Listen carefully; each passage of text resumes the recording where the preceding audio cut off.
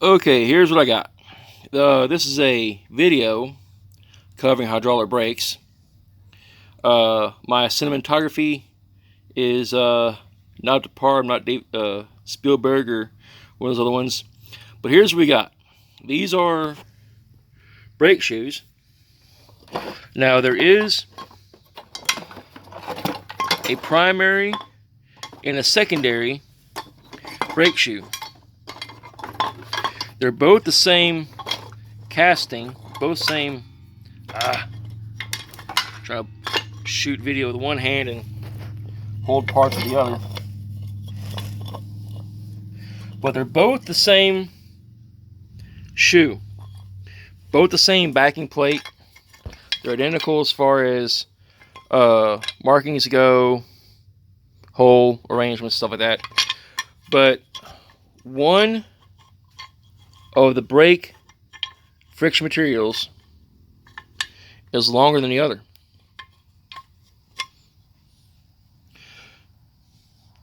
The short one is the primary shoe. The short one goes up front. The long one goes in the back. So I've got that. I've got some parts. These are some old backing plates I use for trainers. I've got to use parts off these. So some of these parts here, some of these parts here, and some of these parts in this bag are going to go onto that. That's a 12-bolt Chevelle rear end. Okay. So my messy garage. So I've got enough parts here. I want to use new springs because anytime you use old springs, brakes can drag. Okay. So I'm going to put this marvelous camera device on this little bracket I made. Okay, can we see? Sorry, this is kind of a testing. Alright, so I'll try to stay on the side of this. So what I've got to do is inside here, I have these pistons. There's little grooves. They go inside here.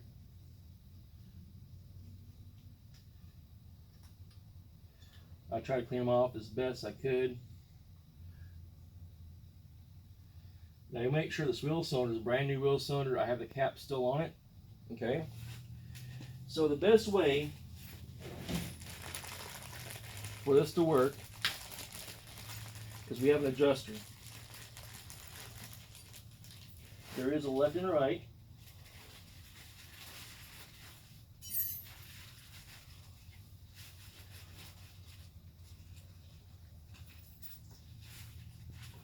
Okay. So there's this washer here. It has to go on this adjuster. It's for friction. So when this arm rotates,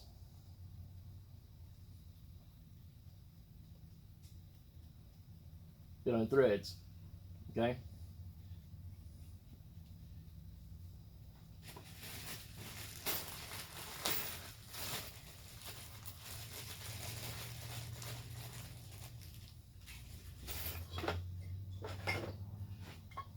So I'm going to set this up like this.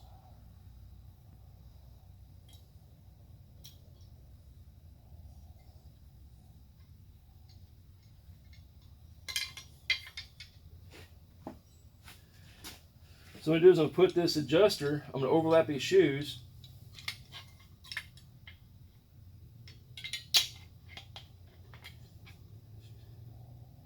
And this is the wrong way. It's going to hit that spring. So what you got to do is flip this over.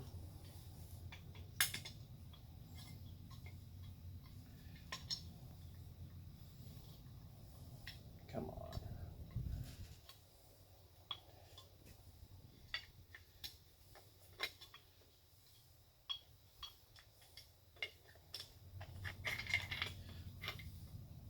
Like this. This strut arm has to go on this brake cable. I'm going to slide this back, spring it back a little bit, like so. I'm going to put this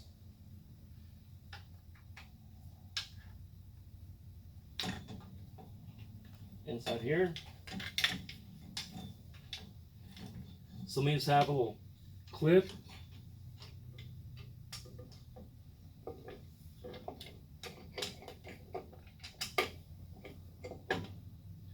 I'm not worried about the front one yet. I'm going to do is install the secondary part first. So we have a retainer. Okay. Then I'm going to pull my springs out of the bag.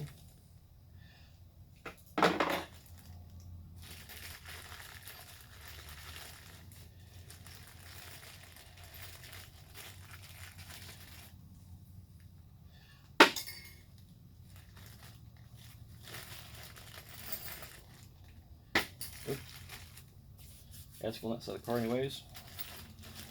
I'm separating my primary and my secondary springs because I have one for each side in this kit.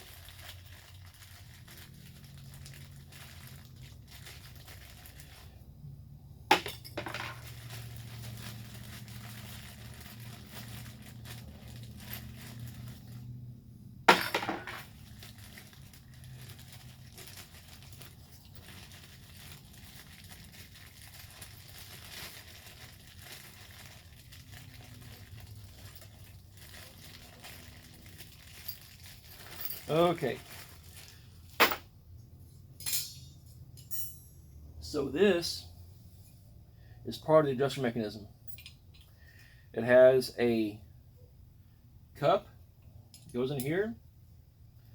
Now remember talking about the primary and secondary shoes?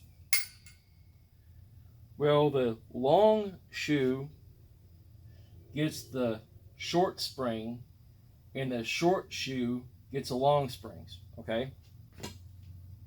Now, not everybody has what I call old man strength. You may need this tool called a brake nail tool, which looks like this. Okay. What I'm going to do is I'm going to put this brake nail. Sorry, I'll stuff to the side here. This brake nail goes from the backing plate through this hole right here. Okay. You almost need like 3 hands for this. This here goes through this part here.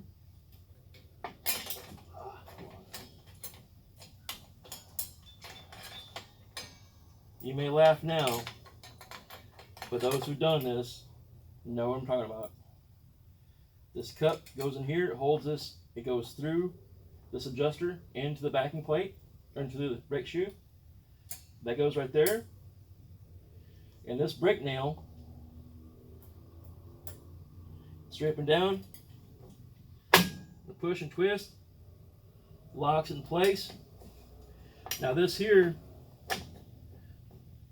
it does not sit in this groove. There's 3 little tabs that this sits into, okay? So we got that. I'm going to put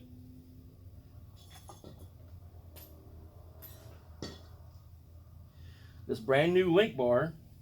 There is left and right parts. I'm going to put this little spring in there. And this little retainer, I'm going to put this right here, and I push this down with my fingers. And I slide it over that retainer. No tools required. If you got to put a tool to hold this in place, you're doing it wrong. You're going to wind up breaking this link. Okay? I'm going to pull this brake shoe apart a little bit. I've got a brand new spring, so I'm going to use it.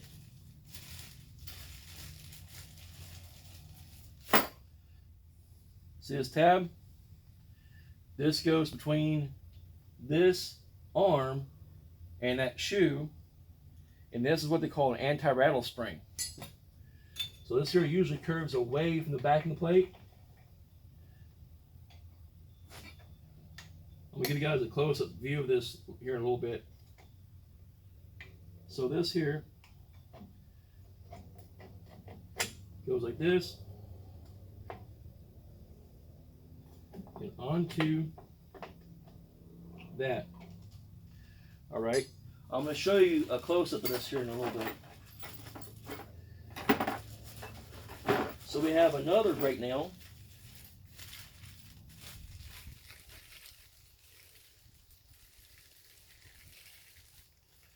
Sometimes there's a washer here, but this kit does not have the washer in it. So usually there's a washer that goes between this spring, it's a beehive spring, and this shoe. So we got the brake nail, goes through here. We got the little beehive spring. We'll line this with my brake nail. Push and twist. Locks it in place. Now be careful. If you don't have this locked in place, this will shoot out at you.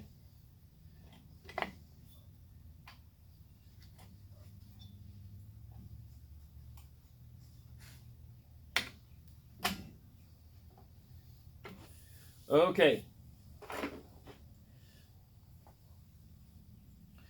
So you need to put the primary spring on first. Remember, short shoe gets long springs. It's a hook on here. But make sure this is on all the way. Sometimes these are kind of tricky. This right here, this part of this brake plier, you open it up. It hooks on there like that. This one hooks on this link bar. Now, this tool has multiple ends on it. You do like that, or it's got these hooks right here. So what I'm going to show you a close-up. So I'm making sure that this strut bar is hooked onto the shoe. The piston is hooked on the shoe.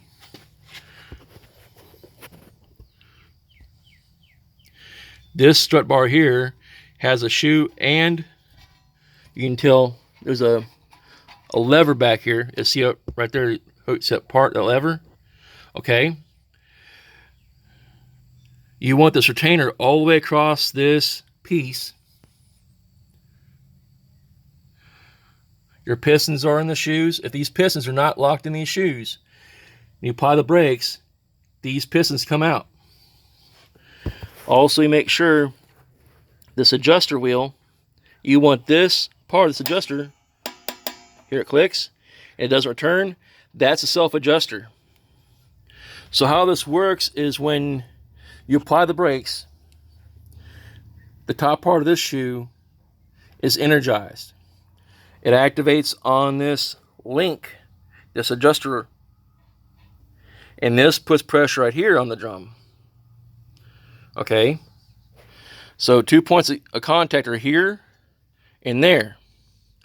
When you back up, this part contacts the drum, and it pushes this part up, this part down.